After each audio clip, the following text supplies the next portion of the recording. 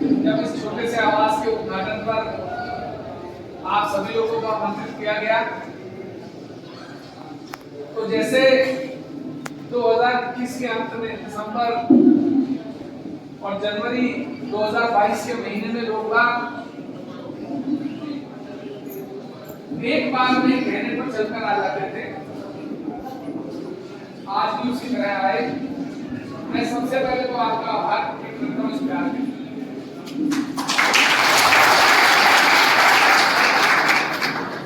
मैं हमेशा एक बात कहता हूं कि मैं खातर के लोगों का ऋणी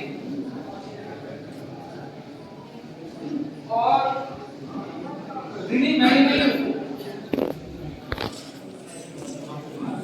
मेरी आने वाली पीढ़ियां भी आपकी कर्जदार है। क्योंकि जब किसी के परिवार में कोई एक बार विधायक हो जाता है तो पीढ़ियों तक ये कहा जाता है कि भाई इनके पिताजी या इनके दादाजी विधायक हुआ करते थे फलानी जगह से। गलत तो नहीं कह रहा थे, पीढ़ियों तक चलता है। पैसा किसके पास कितना है इसका कोई महत्व नहीं। मैं अरबपति हूँ, करोड़पति हूँ, इससे कोई फर्क नहीं पड़ता। बहुत है, दुनिया में फिर रहे हैं। लेकिन ये जो प्यार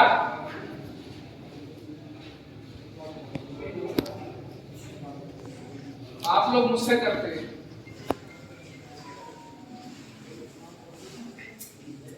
मैं इसका ऋणी हूं। मैं ना तो आपके बीच में रहने वाला था, ना यहाँ मेरा कोई रिश्तेदार था, ना मेरा यहाँ कोई दोस्त था। और जो एक आदमी का सिर्फ मेरे पास मोबाइल नंबर था, उसी के सामने मुझे चुनाव लड़ना पड़ा। बंडल सिंह मेरे दोस्त थे। मैं आज भी, वो चाहे मुझे कुछ बोलते रहे, मेरे बारे में भला बुरा कहें, गाली दें, मेरे माँ बाप को दें, मैं फिर भी कोशिश करता हूँ कि एक वक्त था कि भाई मेरे दोस्त थे, मेरे घर आते जाते थे, और जब भी उन्हें जरूरत पड़ी, परेशानी में रहे हो, सरकार उनके पीछे पड़ गई हो, हरीश रावत पड़ गए हो, पुलिस पड़ गई हो, मैंने उनकी हमेशा मदद की। और मैं आज भी, मेरा कोई द्वेष नहीं है, ना मेरा उस व्यक्ति के प्रति कोई नाराजगी है। नाराजगी मेरी सिर्फ उसकी भाषा से, उसके व्यवहार से, और तब आपकी नाराजगी भी उस व्यक्ति के व्यवहार और भाषा से ही।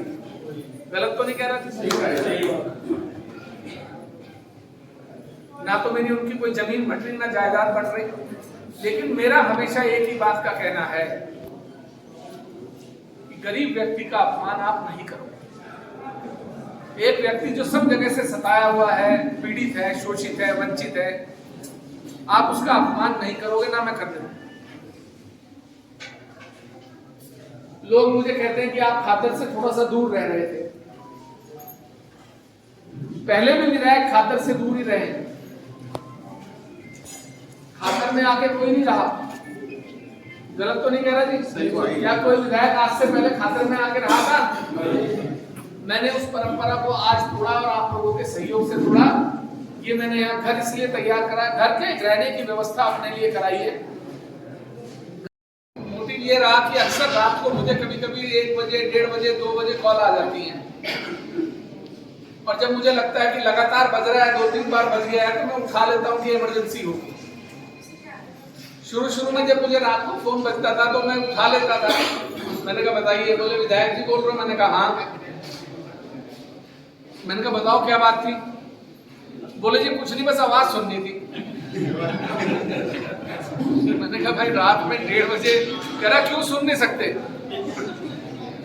भाई सुन सकते हो, तुम्हारा अधिकार है। तो फिर मैंने रात के फोन धीरे धीरे उठाने बंद कर दिए, क्योंकि रोज रात को उठी के लोग मेरी ऐसी लेकिन एक दिन एक रात को ऐसी घटना हुई कि मुझे लगा कि रात में फोन शराबियों के 90 आए, लेकिन 10 काम वालों के भी आते। मुंडा खेड़ा की घटना है। ब्राह्मण परिवार का एक बच्चा था 2 साल का, उसके ऊपर टीवी गिर गया था, तो वो इंद्रेश में था, उसका पोस्टमार्टम नहीं हो रहा था रात में। तो मुझे लगा कि पता नहीं कितने ऐसे लोग होंगे जिन्हें रात को अचानक जरूरत पड़ जाती है। अभी 4 दिन पहले का किस्सा बताता हूँ रात का। एक अनुज कुमार का नंबर आ रहा था मेरे मोबाइल पर रात को 1:45 बजे। वो जब 3 बार बज गया तो मैंने उठा लिया। बोला जी आपकी विधानसभा से अनुज बोल रहा हूं। मैंने कहा बताओ। बोले जी हमारे रिश्तेदार वेंटिलेटर पे हैं, एम्बुलेंस में हम इंद्रेश लाए थे और एडमिट नहीं कर रहे, इनके पास वेंटिलेटर नहीं है।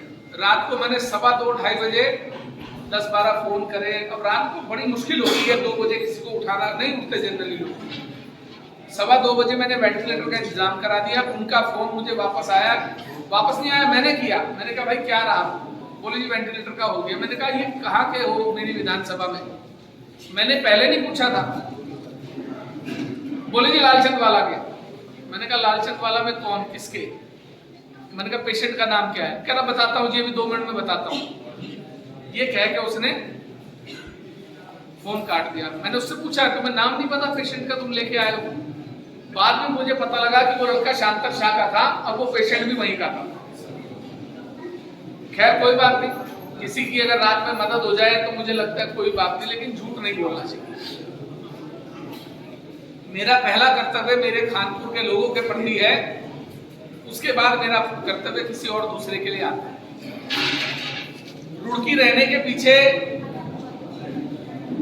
सबसे बड़ा कारण था कि भाई लोकसभा चुनाव लड़ना चाहते थे। लक्सर रह के लोकसभा चुनाव नहीं लड़ा जा सकता, आप भी जानते। हमारा काम निपट गया, पूरा हो गया।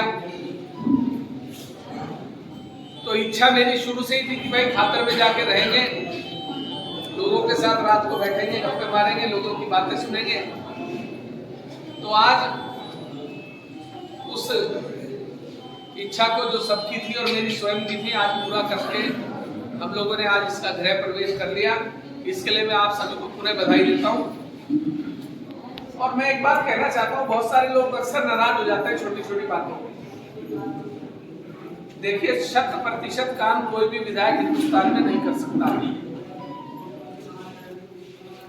अगर मैं सोचूं कि मेरे 10 के 10 काम हो जाएंगे तो ये संभव नहीं है। 2-4 काम ऐसे हो तो नहीं होगा। अच्छा लगता था, गलत तो नहीं कह रहा जी। सिर्फ सिडकुल के नाम पर वोट मांगा जाता था। आज आप ईमानदारी से बता दो कि सिडकुल वाकई में काम शुरू हो गया? नहीं हो। 950 करोड़ रुपए का बजट है सिडकुल के डेवलपमेंट के लिए, निर्माण के लिए।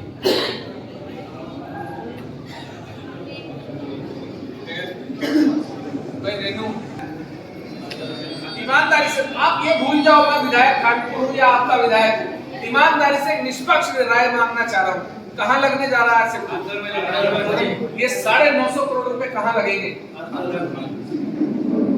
2 साल लगातार चकबंदी की समस्याएं, चकों की अदला बदली, सड़कों के निर्माण के लिए रास्ता, हर प्रकार की प्रक्रिया हमने 2 साल में खत्म करके सिडकुल के लिए एजेंसी तक नियुक्त करा दी, डीपीआर करा दी, पैसे जारी करा दिए सिर्फ 2 साल में। और 2 साल के ही अंदर खानपुर में जिस चीज को सबसे ज्यादा जरूरत थी वो थी एक उप जिला अस्पताल की। आज खातर का आदमी किराए की टैक्सी करके जब हरिद्वार, ऋषिकेश और देहरादून जाता है तो रात बरामदे में गुजारनी पड़ती है, कमरा नहीं मिलता है। सच्चाई है। 1.5 से 2 साल में इस जिला अस्पताल को तैयार कराऊंगा। 100 बेड का 50 करोड़ रुपए की लागत का ये अस्पताल, और अस्पताल ये ऐसा नहीं बन रहा है, यहीं पर डॉक्टरों के फ्लैट बन रहे हैं। 30 डॉक्टर हमेशा यहां रहेंगे। अब अगर फलाने का कोई रिश्तेदार बीमार हो गया तो आपको ये चिंता नहीं है कि साहब एक आदमी परमानेंट वहां रहेगा। सुबह भाई जा सकता है, शाम को पिताजी जा सकते हैं, दोपहर का खाना घर से जा सकता है, जाके बरामदे में जानवरों की तरह लेटने की जरूरत नहीं पड़ने की। भाई सच्चाई है नहीं? अगर हम देहरादून ऋषिकेश जाए तो कहाँ रहता है आदमी? रहने की कोई जगह होती है? खातर में अस्पताल रहेगा तो हमारी समस्या खत्म। सुबह कोई चला जाएगा, दोपहर कोई चला जाएगा, शाम को। सबसे बड़ी बात हमारे नियंत्रण में रहेगा, धमका के रखेंगे, काम कराएंगे, सब कुछ काम लेंगे। आज हमें यहाँ से फोन करना पड़ता है, आधे हमारी सुनते हैं, आधे नहीं। ये तो चलो आपने ऐसा विधायक चुना है कि जो हर तरीके की भाषा जानता है, इसलिए थोड़ा सा दबाव मान लेते हैं लोग। आप पूरे उत्तराखंड का एनालिसिस कर लेना। आप भूल जाओ विधायक खानपुर को, भूल जाओ उमेश कुमार को, और भूल जाओ कि आप मेरे से जुड़े हुए हो। आप पिछले 2022 23 मार्च को शपथ हुई थी।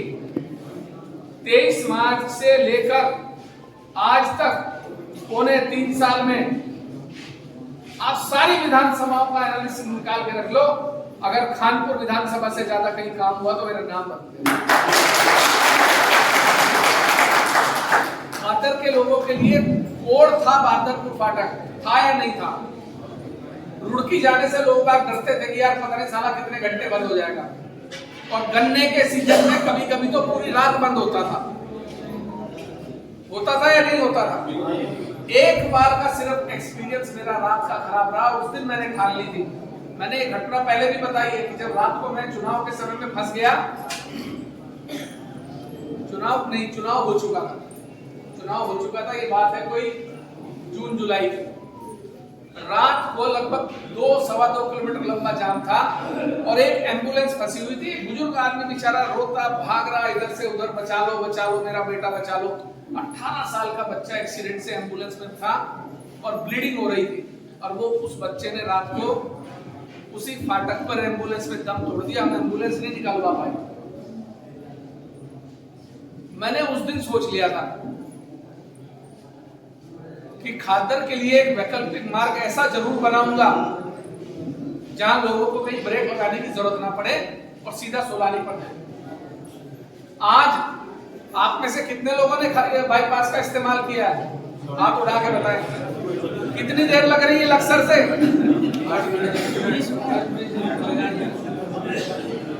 तो आप ईमानदारी से मुझे इतना बता दो कि ये खादर के लिए सौगात है या नहीं है? क्या 20 साल में कोई आदमी इस बाईपास को नहीं बना सकता था? क्यों नहीं बना पाए? क्योंकि सिर्फ निधि की कमीशन खोरी, पीडब्ल्यूडी के कामों की कमीशन खोरी, इसके अलावा कभी दिमाग लगाया नहीं। इस बात में दिमाग नहीं लगाया कि सिडकुल को वाकई में ले आए ताकि हमारे यहाँ 150-200 उद्योग आए, हमारे 20,000 बच्चों को खादर में रोजगार मिले और हमारे बच्चों को यहाँ से बाहर नौकरी मांगने के लिए न जाना पड़े। ये दिमाग नहीं लगाया। किसी ने ये दिमाग नहीं लगाया, इसलिए नहीं लगाया, हैसियत नहीं थी कि बाईपास बनवा दें। बाईपास बनाना मजाक नहीं है, कहना आसान है। IIP, NH, state highways, forest, राजस्व, 36 डिपार्टमेंट की एनओसी चाहिए होती है। उसके बाद उस रोड पर